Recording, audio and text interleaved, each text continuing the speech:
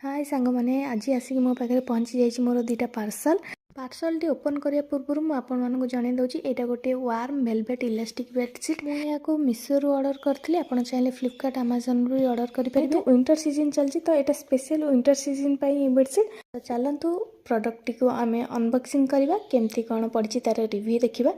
तो यहाँ फास्ट मु गोटे स्काई कलर ऑर्डर करी बेडसीट सहित दुईटा पिलो कवर भी फ्री रोचे।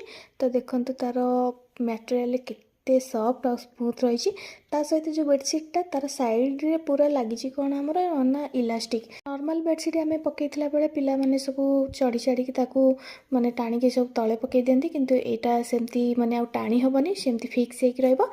नेक्स्ट मु गोटे भी बेडसीट ऑर्डर करी तार कलर रोचे डार्क ब्लू ता सहित भी दुईटा पिलो कवर फ्री रोचे आ तार फ्लावर प्रिंट भी पड़ी से पड़ता स्टार प्रिंट। तो यार भी साइड इलास्टिक रोचे मुझे डबल बेडसीट किंग साइज री मगई थी।